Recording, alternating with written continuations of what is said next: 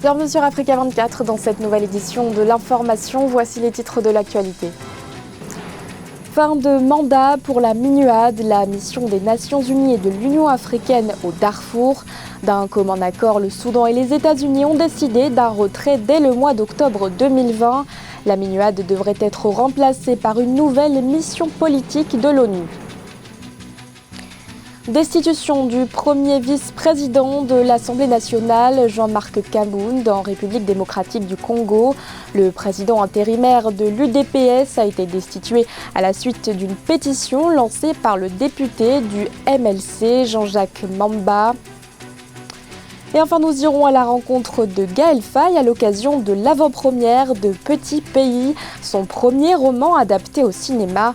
Un récit qui raconte à travers les yeux d'un petit garçon le génocide commis au Rwanda. Mais tout d'abord, la Cour d'appel de Paris a rejeté la demande de remise en liberté de Félicien Kabuga, accusé d'être le financier du génocide des Tutsis. Il s'est présenté ce mercredi 27 mai devant la chambre d'instruction de la Cour d'appel de Paris. L'institution a justifié son refus par un risque, je cite, de troubles exceptionnels et persistants à l'ordre public. Autre fait marquant de cette audience, Félicien Kabuga a tenu à prendre la parole pour clamer son innocence. La Cour devra encore trancher le 3 juin prochain sur son transfert devant le mécanisme pour les tribunaux pénaux internationaux afin qu'il y soit jugé pour génocide et crimes contre l'humanité. Cette décision, au cœur de la bataille juridique, devra prendre en compte l'état de santé physique et psychologique de Félicien Kabuga. Le mandat de la MINUAD, la mission des Nations Unies et de l'Union africaine au Darfour, n'a pas été renouvelé. Annonce confirmée par le Soudan ce mardi 26 avril après un accord conclu avec les États-Unis. Les deux pays ont décidé d'y mettre fin dès le mois d'octobre 2020. En cours depuis 2007, la MINUAD avait été instituée pour établir la paix dans la région du Darfour. Elle devrait être remplacée par une nouvelle mission politique de l'ONU. Les précisions de Victoria Sedji.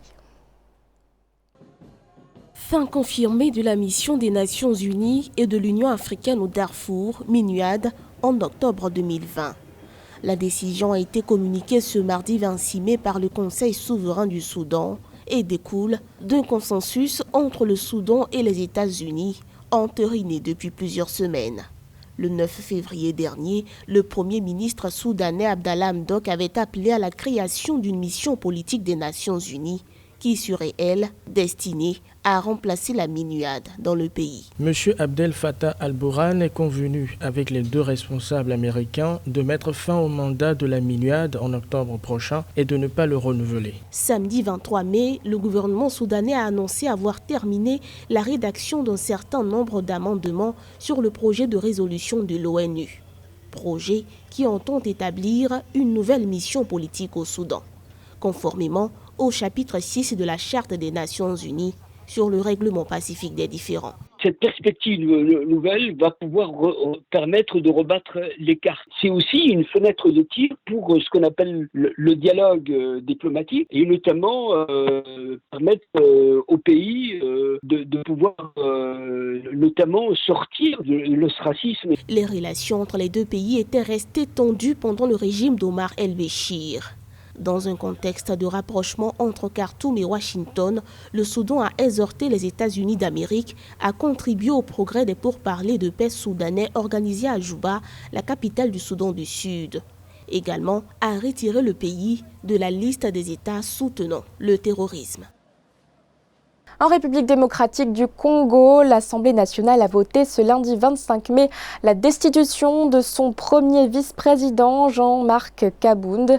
Sur 315 députés, 289 ont voté en faveur de la pétition initiée par le député du mouvement pour la libération du Congo, Jean-Jacques Mamba.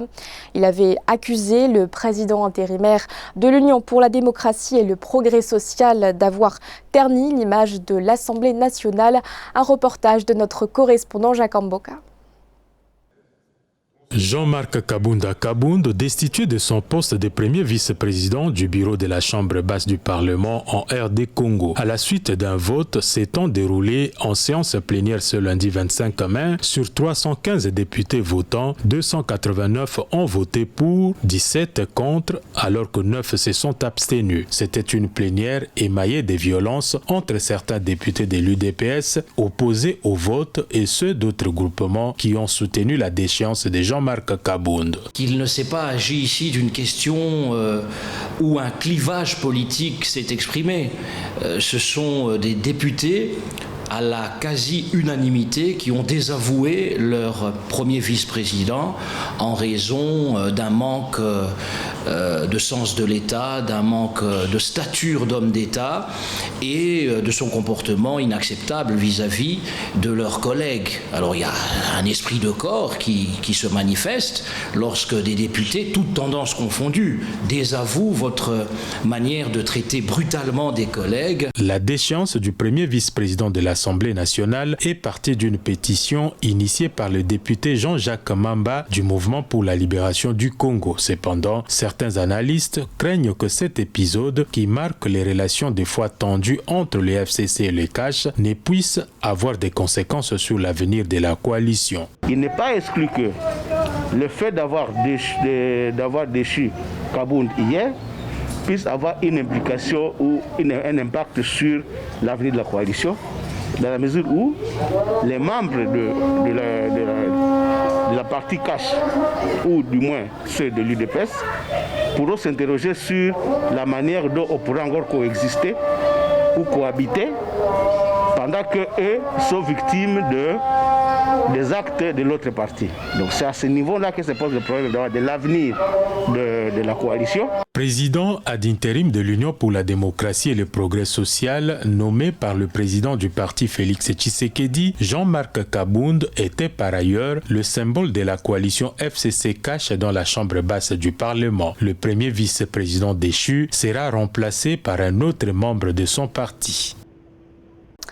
La régulation du secteur des télécommunications est en marche en Somalie.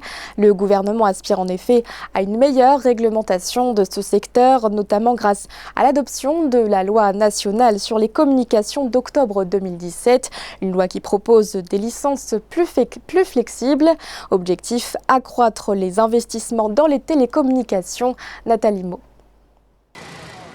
Le secteur des télécommunications en quête de régulation en Somalie. Même si ce secteur s'est montré assez compétitif alors que le pays était déchiré par la guerre civile avec 7 opérateurs en activité, les télécoms manquent de directives de la part du gouvernement central ou d'une entité de réglementation sectorielle depuis 1991. Face à cette défaillance, le nouveau gouvernement a commencé à réglementer le secteur et prévoit de délivrer de nouvelles licences pour des services à haut débit. Au niveau de la concurrence, vous savez, lorsque vous avez plusieurs opérateurs qui exercent sur un territoire, il y a cette possibilité d'offres variées et diversifiées. Et généralement, les offres variées et diversifiées de plusieurs opérateurs sont toujours accessibles à des coûts abordables. Le deuxième niveau, c'est au niveau de la couverture géographique du pays.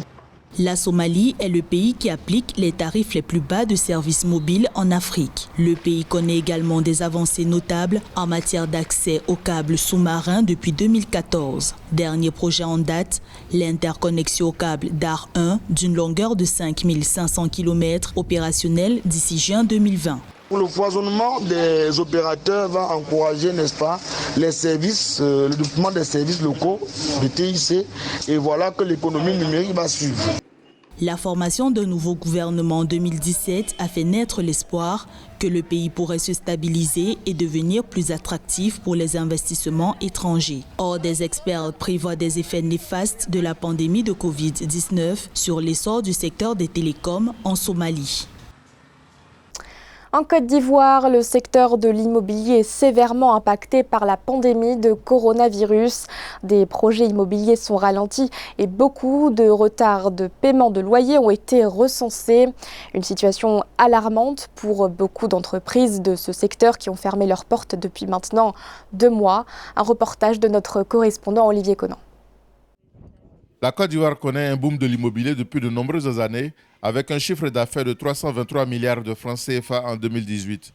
Les chantiers se poursuivent, mais l'impact négatif de la pandémie du Covid-19 se fait sentir de plus en plus sur les projets comme l'aménagement et la construction d'une ville nouvelle dans la banlieue nord d'Abidjan, la capitale économique du pays.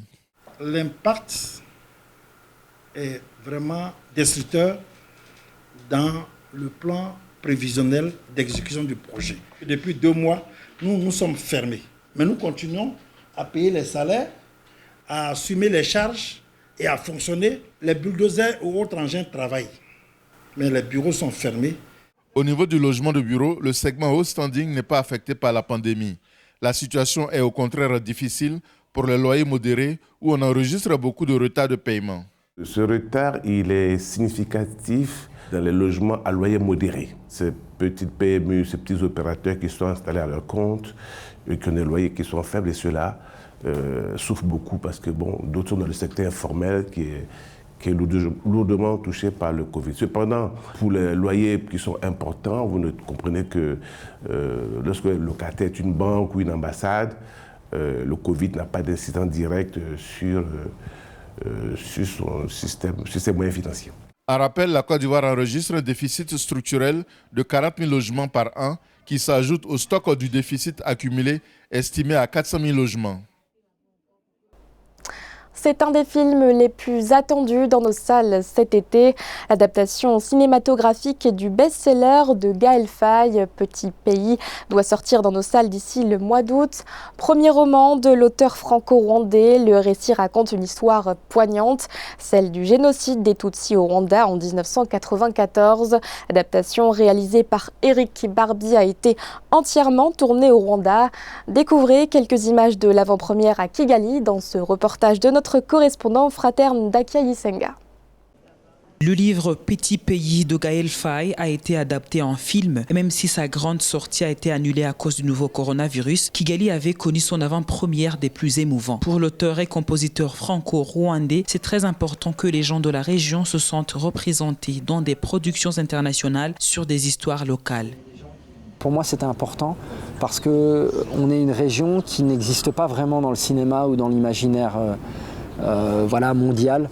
Et donc, tout de suite, quand ma maison d'édition m'a dit il y a beaucoup de productions de cinéma qui sont intéressées, j'ai dit super. Et j'ai envie que les Rwandais, les Burundais, lorsqu'ils voient Petit Pays, ils se disent « Ah, ça parle de nous, c'est notre histoire ».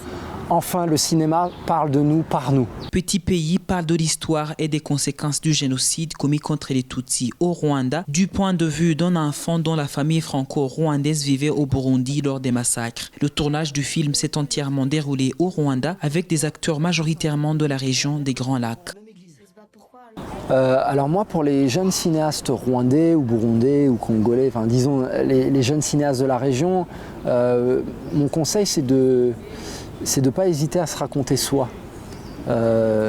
C'est-à-dire que on peut souvent entendre un discours comme quoi l'Afrique c'est pas vendeur ou que les histoires de la région vont pas intéresser à l'extérieur. Et moi, ce que m'a prouvé mon roman, c'est que c'est l'inverse. C'est-à-dire que pour toucher à l'universel, il faut réussir à savoir parler de soi. Publié en 2016 et traduit en plus de 30 langues, le livre Petit Pays a connu un succès mondial hors norme. À part l'histoire poignante du génocide des Tutsis au Rwanda, les lecteurs disent apprécier la simplicité de l'écriture face à la complexité de l'histoire dans ce roman. Ce journal a été réalisé par l'ensemble de la rédaction. Merci de votre fidélité. L'actualité continue sur Africa 24.